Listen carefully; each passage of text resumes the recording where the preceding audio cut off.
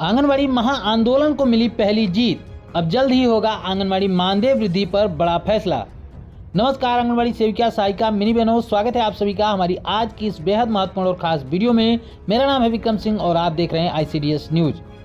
आज की यह वीडियो पूरे देश की आंगनवाड़ी बहनों के लिए बहुत ही ज़्यादा महत्वपूर्ण होने वाली है, क्योंकि आज के इस वीडियो में आप देखेंगे कि अगर आंगनवाड़ी बहनें अपने हक के लिए पूरे लगन, पूरी ईमानदारी और एकता के साथ संघर्ष करती हैं तो देर से ही सही लेकिन सफलता का रास्ता जरूर खुलता है। तो इसी प्रकार से एक राज्य में आंगनवाड़ी बहनों की एकता और संघर्ष को पहली जीत हासिल हुई है।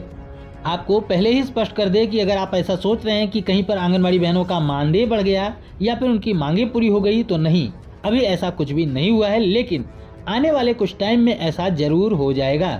इस खबर के साथ साथ आपको एक बहुत ही ज्यादा महत्वपूर्ण लेटर भी दिखाएंगे, तो पूरी जानकारी के लिए वीडियो को पूरा जरूर देखें। इन खबरों को जुटाने में और वीडियो के माध्यम से आप तक पहुंचाने में काफी मेहनत लगती है, तो हमारी मेहनत के लिए प्लीज वीडियो को लाइक जरूर कर दें। इससे हमें हौसला मिलता है आपके लिए ऐसी ही महत्वपूर्ण वीडियो और खबरें लाने के लिए।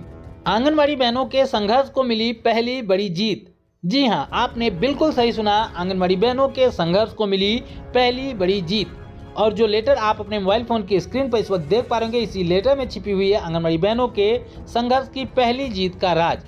आपको बता दें कि भले ही इस लेटर के द्वारा केवल एक राज्य की आंगनवाड़ी बहनों को खुशखबरी मिल रही हो, लेकिन आप लोगों को पूरे देश की आंगनवाड़ी बहनों को भी यह लेटर जरूर देख लेना चाहिए, क्योंकि कहीं न कहीं पूरे देश में आंगनवाड़ी बहनें अपनी मांगों को मनवाने के लिए परेशान हैं, चाहती हैं कि उनकी मांगे जल्द से जल्द पूरी की जाए।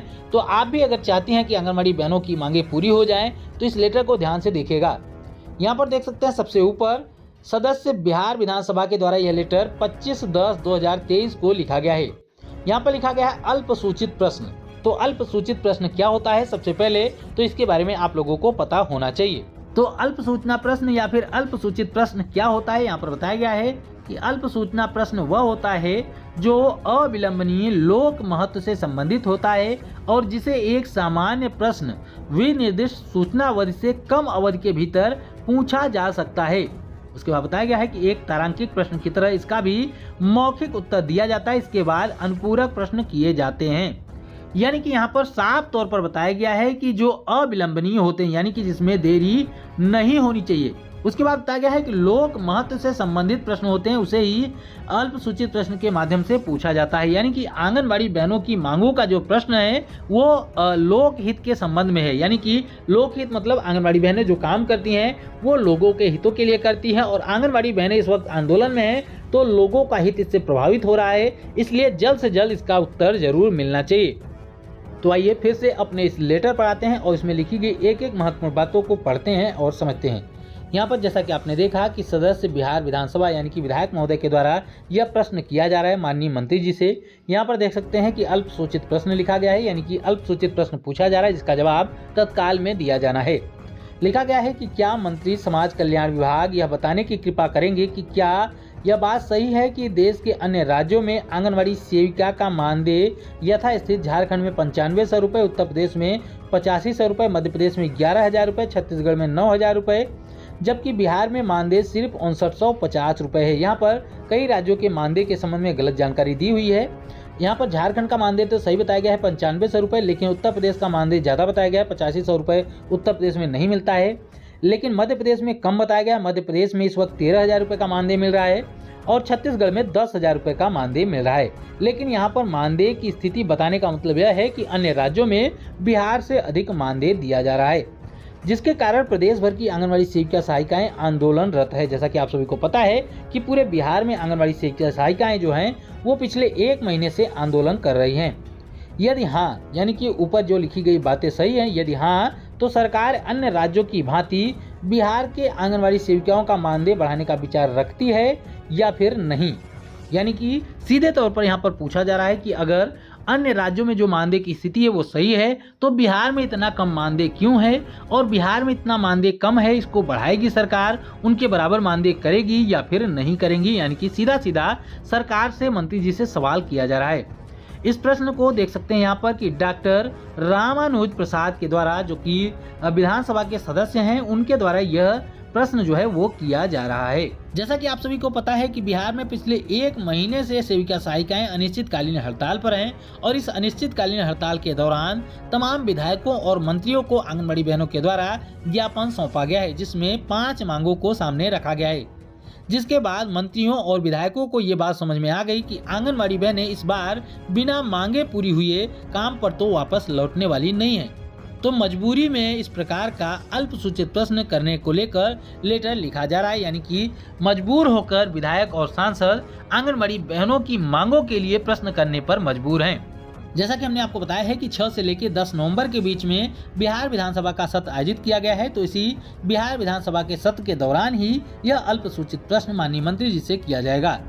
यानी कि इस बार आंगनबाड़ी बहनों का मुद्दा, इनके मानदेय वृद्धि का मुद्दा और अन्य मांगों का मुद्दा जोर शोर से बिहार के विधानसभा में उठने वाला है।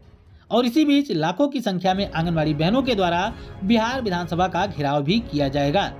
यानी कि अंदर और बाहर से सिर्फ एक ही आवाज गूंजेगी, आंगनबाड़ी आंगनबाड़ी आंगनबाड़ी। तो ऐसे में सरकार को विवश होकर, मजबूर होकर आंगनबाड़ी बहनों की मांगों को मानना ही होगा। अगर सरकार आंगनबाड़ी बहनों की मांगों को नहीं मानती है तो आने वाले चुनाव में तो इसका नुकसान सरकार को उठाना ही होगा, मगर उससे पहले भी आंगनबाड़ी बहनें अगर काम पर वापस नहीं लौटती हैं तो इसका भी प्रेशर और इसका भी नुकसान सरकार को उठाना पड़ेगा। तो आपको क्या लगता है कि ऐसी परिस्थिति में सरकार क्या निर्णय लेगी? आंगनबाड़ी बहनों की मांगे सरकार मानेगी या फिर नहीं मानेगी? आपकी क्या राय है? आप अपनी राय कमेंट बॉक्स में जरूर दीजिएगा।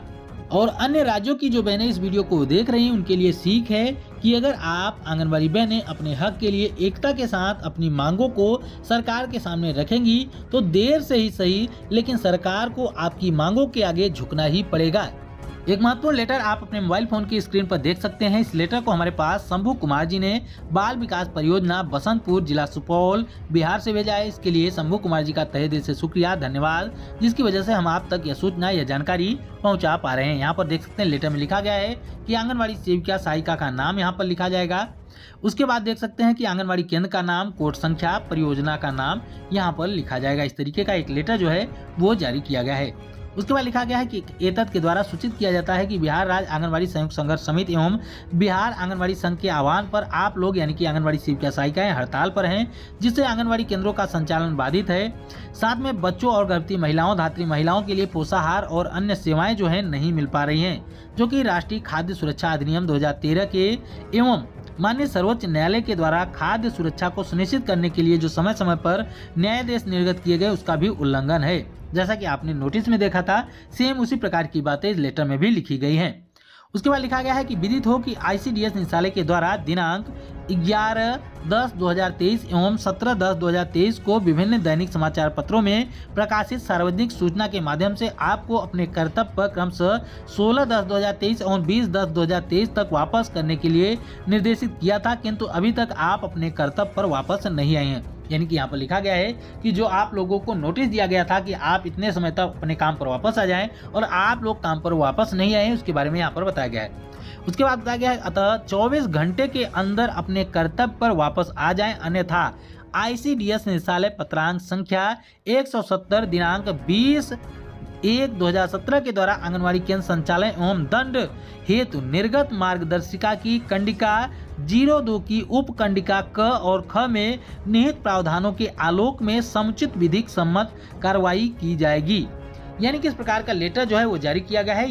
ये लेटर जो है अलग अलग परियोजनाओं को भेजा जाएगा, अलग अलग परियोजनाओं की आंगनबाड़ी सेविका सहायिकाओं को भेजा जाएगा। यहाँ पर देख सकते हैं कि अलग अलग परियोजनाओं के लिए कार्यालय का नाम, जिला का नाम, ऊपर आपने देखा कि आंगनबाड़ी सेविका का नाम, साथ में केंद्र संख्या का नाम, केंद्र का नाम, ये तमाम चीजें यहाँ पर भरी जाएंगी। यानी कि इस प्रकार का लेटर बिहार में सभी आंगनबाड़ी बहनों को आने वाले समय में देखने को मिलेगा।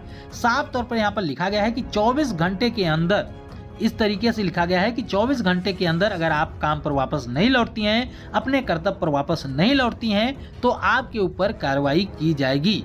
यानी कि फिर से सरकार की तरफ से केवल और केवल दबाव बनाने का काम किया जा रहा है कि अब किसी भी हालत में आंगनबाड़ी बहनें अपने इस आंदोलन को, इस हड़ताल को रोक दें, क्योंकि उनको पता है कि आने वाले समय में अगर विधानसभा सत्र के दौरान आंगनबाड़ी बहनें विधानसभा का घेराव कर देती हैं तो सरकार के लिए बड़ी मुसीबत खड़ी हो जाएगी।